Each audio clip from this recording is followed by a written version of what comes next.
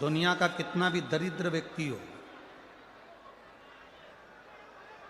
चाहे दुनिया का कोई व्यक्ति ऐसा हो जिसका कभी व्यापार चलता ही नहीं हो, उसने 50 बार बदल के देख लिया, फैक्ट्री चली नहीं रही, जिस काम को करने के लिए जाते हैं वो काम टल जाता है, आज की जगह कल, कल की जगह परसों, परसों की जगह नरसों, काम होता ही नहीं। बेटा बेटी का संबंध करने जा रहे हैं पर हो ही नहीं रहा।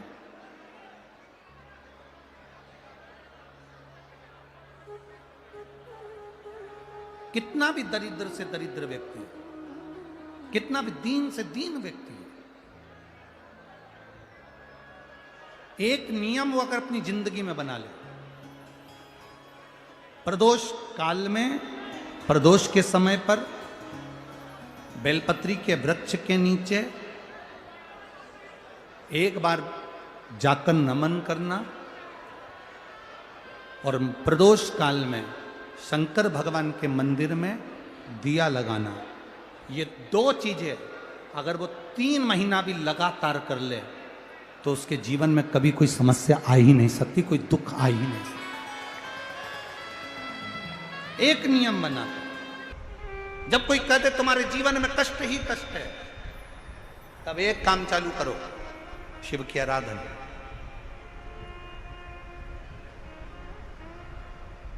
तब एक काम चालू करो, भगवान शंकर की आराधना। 3 चीजें अपना लो। पहले नंबर पर शिव जी के मंदिर में 1 लोटा जल चढ़ाना। दूसरे नंबर पर मंदिर में दिया लगा सकते हो तो ठीक है, नहीं तो एक कनेर का फूल पीला वाला, देखा है आप लोगों ने? जम के बोलो जरा। पीले कलर का कनेर का फूल एक, प्रदोष काल के समय पर अगर दीप लगा सको तो ठीक है, नहीं तो एक कनेर का फूल पीले कलर का, शिव जी के अशोक सुंदरी का स्पर्श। अशोक सुंदरी वाली जगह मालूम है ना आप लोगों को? फिर से आप समझने का,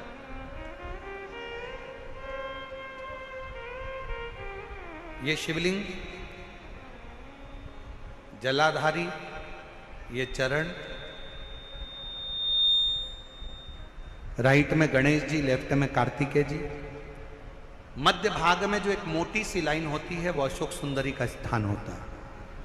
जहां पर शिवलिंग रखा हुआ है ये पार्वती जी का हस्त कमल। शिवलिंग के ऊपर जो कलश में से एक एक बूंद पानी गिरता है वो शंकर जी की 5 लड़कियां, जया, विषहरा, शामली बारी, दौतली, देव। शिव जी के 6ठे नंबर की लड़की अशोक सुंदरी मध्य भाग में। जब एक कनेर का फूल प्रदोष काल में अशोक सुंदरी वाली जगह पर स्पर्श कराकर शिव जी को समर्पित करना। 3 क्रम है, अगर बन सके तो करो। पहला 1 लोटा जल चढ़ाना।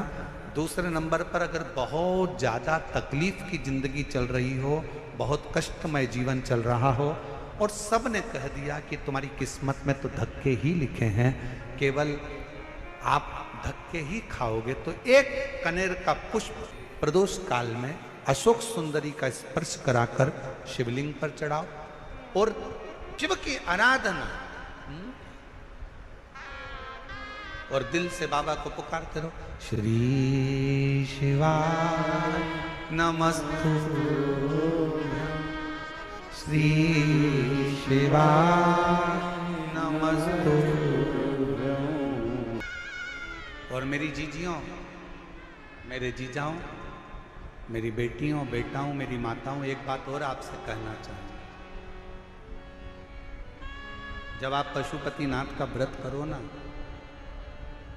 पशुपति व्रत को अगर आप धारण करो, या सोमवार का व्रत करो, या शिवरात्रि का व्रत करो, या प्रदोष का व्रत करो, या आप शंकर जी के मंदिर में जाकर कोई उपास, कोई व्रत, कोई पूजन कर रहे हो ना, तो एक निवेदन और आज इस व्यासपीठ से करें आप लोगों के लिए।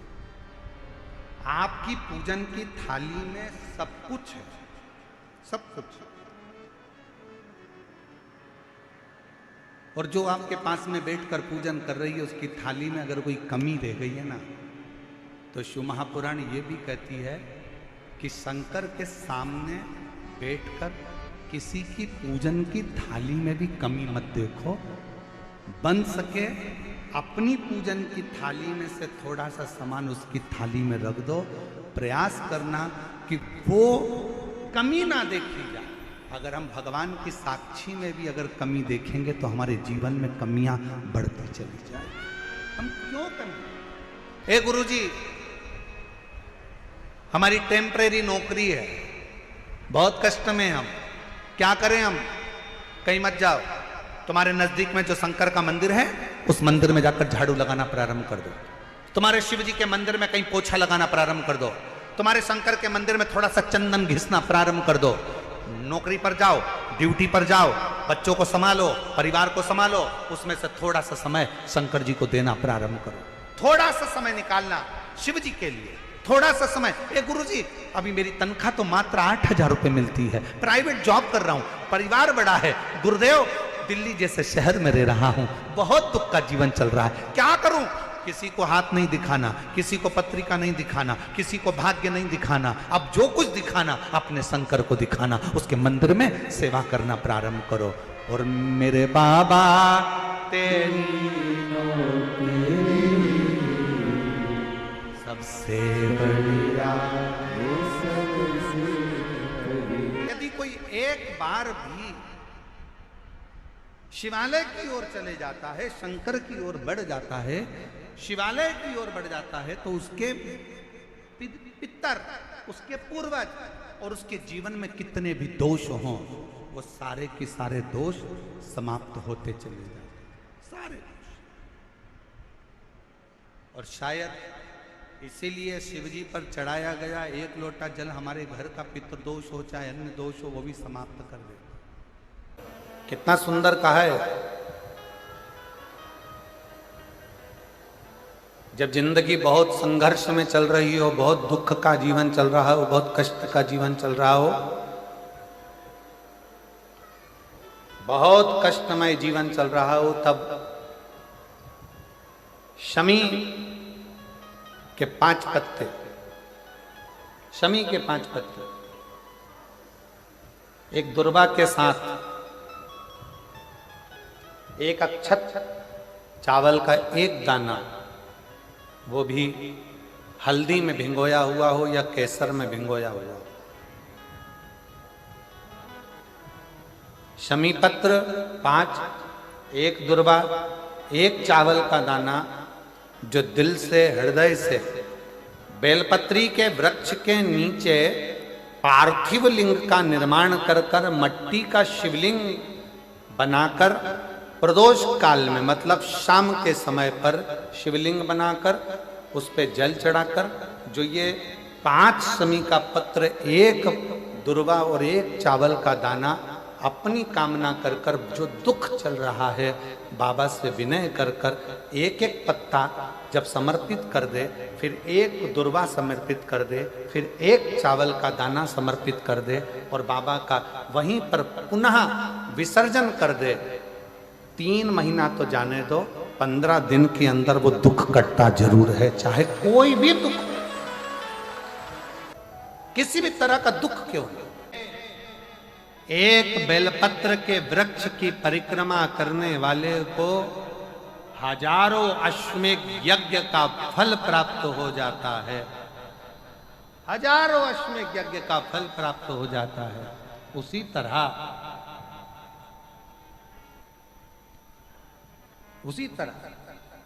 एक पार्थिव लिंग का निर्माण करने वाले को, मिट्टी का शिवलिंग का निर्माण कर कर पूजन करने वालों को 12 ज्योतिर्लिंग के शिवलिंग के दर्शन का पुण्य फल प्राप्त। बहुत ध्यान लगाकर सुनिएगा। एक बेलपत्री और उस बेलपत्री में एक चंदन की बिंदी और एक अक्षत का दाना मात्र रखकर भी अगर शिवालय पर चढ़ा दी जाती है,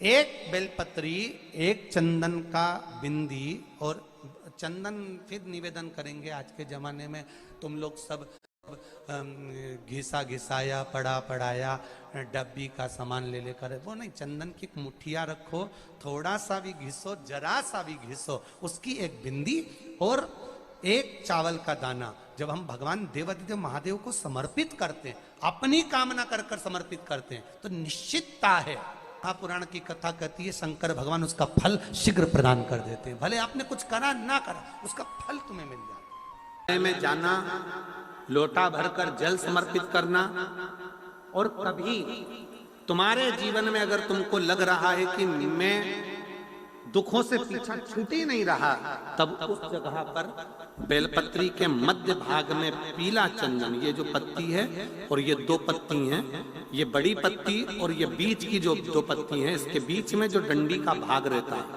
जो बीच में डंडी का जो भाग है, बड़ी पत्ती और ये दो छोटी पत्ती के मध्य में जो डंडी का भाग है, उस डंडी के भाग में पीला चंदन और एक अक्षत पीला शंकर भगवान को आप अगर प्रदोष काल में समर्पित कर रहे हैं, तो ये निश्चित है कि धीरे धीरे कर कर वो दुख समाप्त होगा, वो दुख कटेगा ही। प्रकट वर्णन किया गया शंकर भगवान की आराधना में, शिव की आराधना में, जब तुम्हें लगता है कि तुम्हारा व्यापार नहीं चल रहा, कोई तुम्हें धोखा दे रहा है, लक्ष्मी नहीं आ रही, बहुत चिंता में पड़े हुए हो, बहुत टेंशन में जिंदगी चल रही है, बहुत बीमारियां तुमको घेर ली है और चारों तरफ अंधेरा ही अंधेरा नजर आ रहा है, तुमने विचार करा अब मैं तो मर जाऊं तो अच्छा, मैं सुसाइड कर लूं तो अच्छा, मैं मर जाऊं तो अच्छा, तो मरने से पहले एक काम कर कर देखना, शंकर भगवान की आराधना कर कर देखना, शिव पर एक लोटा जल चढ़ा कर देखना, और ज्यादा चिंता ज्यादा टेंशन हो तो बेलपत्री के जड़ को घिसकर उसका चंदन बनाकर शंकर को लेपन कर कर उसकी भी आराधना कर कर देखना कि बेल चंदन का फल क्या। बेलपत्र, एक बेल, ये कोई साधारण नहीं, एक बेलपत्र, एक बेल, ये कोई साधारण नहीं, एक बेल। इसकी नीचे की डंडी से लेकर ये दो पत्तियां जहां लगी हैं, और दो पत्ती से लेकर ये बीच की जो पत्ती है उसमें जो गैप है, उसमें जो जगह है, दिख रही है आपको, ये दो पत्ती से लेकर बीच की पत्ती के बीच में जो जगह खाली रहती है, 33 कोटि देवी देवताओं विराजमान रहते हैं इस बीच की जगह में। जब शिव जी को चढ़ाया जाता है तब इस पत्ती के बीच की जगह शंकर के शिवलिंग पर रखा जाता है, तो शिव जी इतने प्रसन्न होते हैं कि मेरी स्तुति करने के लिए ये भक्त 33 कोटि देवताओं को लेकर आया है, मेरी स्तुति करने के लिए। लोग चावल लाए, लोग अंबारियां लाए, धन लाए, दौलत लाए, संपदा लाए, पर एक शंकर का भगत ऐसा होता है जो एक बेलपत्री के रूप में 33 कोटि देवताओं को, 64 योगिनियों को, आदि शक्तियों को शंकर को समर्पित करता है। कितना सुंदर संवाद है, कितना सुंदर बात कही कि भूल से भी किसी तीर्थ में नहीं गए, कहीं हमने गौदान नहीं करा, कहीं हम किसी तीर्थ में नहीं गए, हमने कहीं गौदान नहीं करा, हमने कहीं ब्राह्मण भोजन नहीं कराया, हम कहीं गंगा यमुना कावेरी सरस्वती नर्मदा छिपरा पुण्यवान नदी में हम स्नान नहीं कर पाए। शिव महापुराण की कथा कहती है भूलवश भी अगर पिपलेश्वर या बटकेश्वर किसी शिवालय पर भूल से भी अगर एक लोटा जल चढ़ जाता है तो देव अधिदेव महादेव सारे तीर्थों का फल अपने आप प्रदान कर देते हैं, भूल से भी चढ़।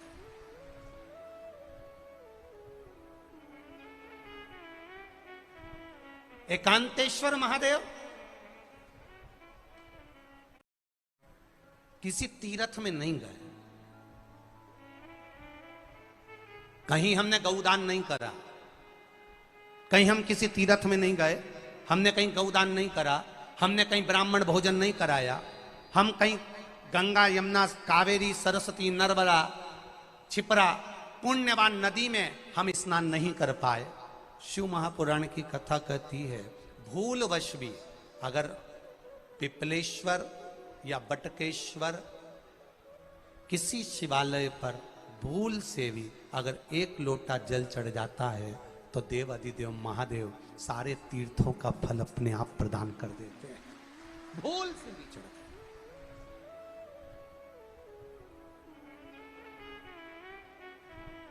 गए। एकांतेश्वर महादेव जो कि एकांत में बैठा हुआ है, एकांतेश्वर महादेव अकेला बैठा है अलमस्त होकर। आप जा रहे हो गाड़ी लेकर, आप 4 व्हीलर गाड़ी में जा रहे हो, ट्रैक्टर में जा रहे हो, ट्राली में बैठकर जा रहे हो, क्रूजर में बैठकर जा रहे हो, 2 व्हीलर गाड़ी में बैठकर जा रहे हो, और एकांतेश्वर महादेव का मंदिर दिख गया कोई एकांत में, भले उसका नाम नहीं मालूम तुमको कि कौन सा महादेव, पर अकेला बैठा है जंगल में, वृक्ष की छांव में, एक ओटले पर, कोई दीवार नहीं, कोई जाली नहीं, कोई गेट नहीं, कुछ भी नहीं। ये शिव मंदिर में जाकर एक लोटा जल समर्पित करती थी। और शास्त्र कहता है कि शंकर के मंदिर में अगर एक लोटा जल कोई एक परिवार का व्यक्ति भी समर्पित कर रहा है तो समझ लेना कि वो अपनी 71 पीढ़ी को पार लगा रहा है। वो अकेला नहीं, 71 पीढ़ी को पार लगा रहा है। शिव महापुराण की कथा कहती है जब बच्चा गर्भ में आता है, माता के गर्भ में जब संतान आती है और माता के गर्भ में जब संतान रहती है, उस 9 महीने में स्त्री नारी अगर कहीं शंकर के मंदिर के सामने से निकल जाए या शिवालय का जल स्त्री को मिला हो या शंकर भगवान का कोई प्रसाद या शंकर भगवान का कोई नाम जाप या शंकर भगवान का कोई मंत्र जाप उस स्त्री के कानों में पहुंच जाए तो जो गर्भ में बच्चा होता है वो बच्चा शंकर की कथा तक या शिवालय तक उसको बिना बोले ही वो अपने आप चला ही जाता है, पहुंच ही जाता है। उस गर्भ में रहने वाले बच्चे को भगवान शंकर के मंदिर के सामने से भी कोई गर्भवती स्त्री निकल कर चली जाती है तो उसका भी फल उसको प्राप्त हो जाता है, उसका भी फल उसको प्राप्त हो जाता है। और वो फल साधारण नहीं होता। क्यों? बेलपत्री को जब भी चढ़ाया जाता है तो पीछे की डंडी पकड़कर नहीं चढ़ाया जाता। बेलपत्री को चढ़ाने के लिए मध्य भाग को, जैसे यह बेलपत्र होता है तो इसका मध्य की जो डंडी होती है, मध्य भाग होता है बेलपत्री का, तब मध्य भाग को पकड़कर हम भगवान शंकर को बेलपत्र समर्पित करते हैं। कोई भी बेलपत्र ऐसे नहीं चढ़ाता कि डंडी पकड़ के चढ़ा दिया, फिर पीछे की डंडी पकड़ के चढ़ा दिया, फिर पीछे की डंडी पकड़ के चढ़ा दिया, फिर डंडी पकड़ा फिर चढ़ा दिया ना। मेरे देवाधिदेव महादेव को जब भी बेलपत्र चढ़ाया जाता है तो मध्य भाग,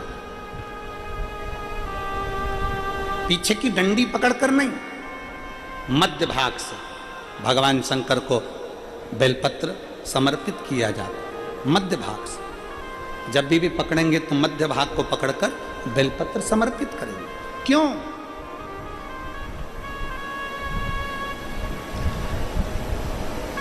क्योंकि हमने भगवान शिव को मध्य भाग पकड़कर इसलिए समर्पित करा कि ये केवल बेलपत्र का मध्य भाग नहीं है मेरे शंभू, मेरे हृदय के मध्य भाग को मैं आपके चरणों में समर्पित कर रही हूं। मेरा दिल, मेरा हृदय, मेरा चित्त मैं आपको दे रही हूं। मध्य भाग एक विश्वास के साथ दे रही हूं। इतनी सुंदर बात नंदी ने कही है। नंदी ने ये बात जो कही वो वास्तव में बड़ी सुंदर है कि मान लो यदि कोई कार्य तुम्हारा हो नहीं रहा और पूरी दुनिया में तुमने कर कर देख लिया, बहुत प्रयास कर कर देख लिया, तो भी वो कार्य अगर तुम्हारा नहीं होता तो फिर एक काम करो कि शिव की स्तुति करो, शंकर की स्तुति, शंकर का गुणगान, शंकर की भक्ति, शंकर का स्मरण।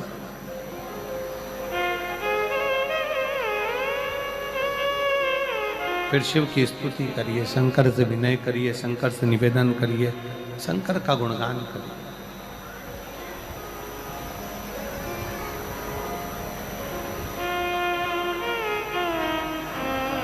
पर भगवान की भक्ति होती कब? जितने आस्था चैनल पर कथा सुन रहे हैं, जितने फेसबुक यूट्यूब पर कथा सुन रहे हैं, जितने पंडाल में बैठकर शिव भक्त कथा को रसपान कर रहे हैं, उनसे निवेदन करूंगा कि शंकर की भक्ति होती कब है, शंकर का स्मरण कब होता है, शंकर की भक्ति कब होती है, शंकर की कथा सुनने में मन कब लग सकता है, जब अपने भीतर की अभिमत्ता, अपने भीतर का अहम, अपने भीतर का अहंकार, अपने भीतर की आसक्ति, अपने भीतर का काम, अपने भीतर की तृष्णा जब दूर हो जाए तो समझो कि आप शिव में मन लगा बैठे। कितने सारे लोग बैठे हैं यहाँ पर कथा में, सब पंडालों के अंदर लोग शिव भक्त बैठे हुए हैं। कई लोग ऐसे भी होंगे जिनका आकर बैठ तो गए पर दिल नहीं लगता। दो जल व्यक्ति के जीवन को बदलते। कितने जल? जम के बोलो जरा। दो जल। एक देवाधिदेव महादेव के लिए भरा गया 1 लोटा जल और दूसरा है स्वयं के लिए भरा गया 1 लोटा जल। यहाँ पर अगर बुजुर्ग मेरी माताएं बैठी होंगी, मेरी जीजियां बैठी हैं, मेरे जीजा बैठे हैं, बुजुर्ग जितनी माताएं बैठी हैं वो पुराने समय का अगर लेख उठाकर देखेंगे तो पुराने समय के लोग भोजन करने बैठते थे ना, तो भोजन करने से पहले अपने पानी के लोटे को भरकर, अपना गिलास भरकर बैठते थे। किसी ने देखा है कि नहीं देखा? जम के बोलो जरा, देखा है आप लोगों ने?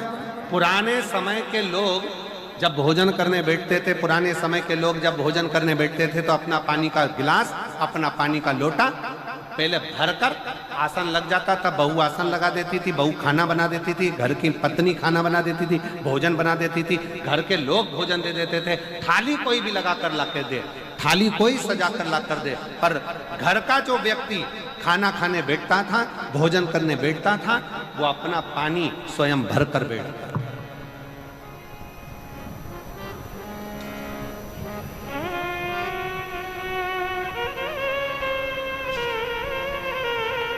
अब आज के जमाने में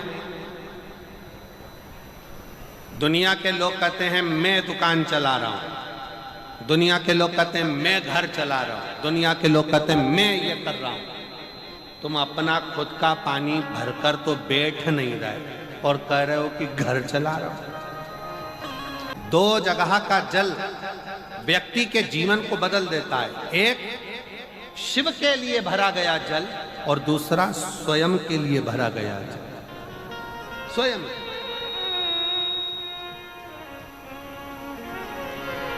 शंकर के मंदिर में जा रहे हो, 1 लोटा जल अपने घर से भरकर लेकर चले जाओ और अपने घर में जब तुम भोजन करने बैठ रहे हो, जब तुम रोटी खाने बैठ रहे हो, भोजन करने बैठ रहे हो, भोजन ग्रहण करने बैठ रहे हो, जब तुम भोजन को ग्रहण करने के लिए बैठ रहे हो, तब अपने घर में जब तुम भोजन ग्रहण करने बैठ रहे हो तो 1 लोटा जल या 1 गिलास पानी भरकर बैठो। कहती है जो व्यक्ति भोजन करते समय अपना जल स्वयं भरकर बैठता है, उसकी जिंदगी में से 3 रोग समाप्त हो जाते हैं। कितने रोग समाप्त हो जाते हैं? 3।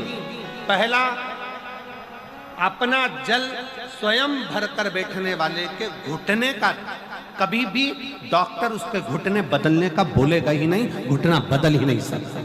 स्वयं का जल भरकर बैठे। दूसरे नंबर पर, जिसकी रीढ़ की हड्डी में कमर से लेकर कंधे तक जिसकी हड्डी में दर्द होता हो, या जो सुबह सुबह सोकर उठता हो और उसके कंधे दुखते हो या पीठ दुखती हो।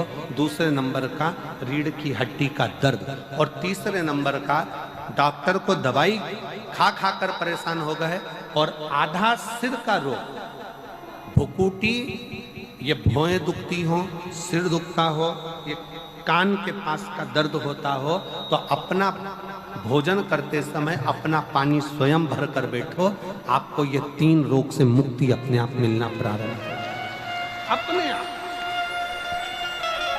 अब किसी ने कहा गुरुजी पत्नी पानी ला कर देती है, पति पानी ला कर देता है, बेटा पानी ला कर देता है, बहू पानी ला कर देती है, पोता पोती पानी ला कर देते हैं, नाती पंती पानी ला कर देते हैं, नौकर लगे घर में, वो पानी ला कर देते हैं, सेवादार लगे घर में वो पानी ला कर देते हैं, तो हमको पानी लाना क्यों जरूरी है? तो अग्नि पुराण में वर्णन आता है कि जो घर में पानी जिस मटके में भरते हो, जिस हंडे में भरते हो, जिस बाल्टी में भरते हो, जिस टंकी में पानी भरते हो, पीने का पानी जिस हंडे में, मटके में, बल्टोई में, जिस गगरे में तुम भरते हो, वो स्थान पितरों का स्थान रहता है। जब हम पानी भरकर भोजन करने बैठते हैं तो हमारे पितर भी उस स्थान पर आकर निश्चित जगह पर बैठते हैं, और जब हम भोजन ग्रहण करते हैं तो हमारे पितरों के भाव का आशीर्वाद हमारे ऊपर पड़ जाता है, जिससे हमारे 3 दर्द समाप्त हो। स्वयं भरो, स्वयं।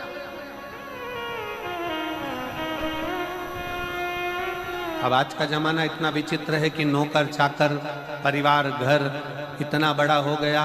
आज के जमाने में कोई सोफे पे से उठना पसंद नहीं करता, वहीं से आवाज लगा देते हैं, ला मेरा भोजन लगा दे, रोटी लाओ। रोटी आई तो मालूम पड़ा पानी ला कर रखा बहू ने। वो बहू ला देगी, बहुत अच्छी है, बहू बेकार नहीं है, बहुत अच्छी है, बेटी बहुत अच्छी है, ला देगी पानी, भोजन भी लाएगी, पानी भी लाएगी, सब कुछ लाएगी। पर पहला फर्ज अपना है, जब तक शरीर चले, पांव चले, हाथ पैर चले, और तुम पलंग पर नहीं पड़े हो, तुम्हारा शरीर अगर चल रहा है तो पहले रसोई घर में जाओ, लोटा भर, लोटा नहीं भर सकते तो गिलास भरो, गिलास नहीं भर सकते तो थोड़ा सा कटोरी में पानी भरो, पर अपने पीने के लिए थोड़ा सा जल स्वयं के लिए लेकर आओ। वो जल इतना कारगर होगा कि तुम्हें रोग से निवारण करता चले जाएगा, रोग समाप्त करता है।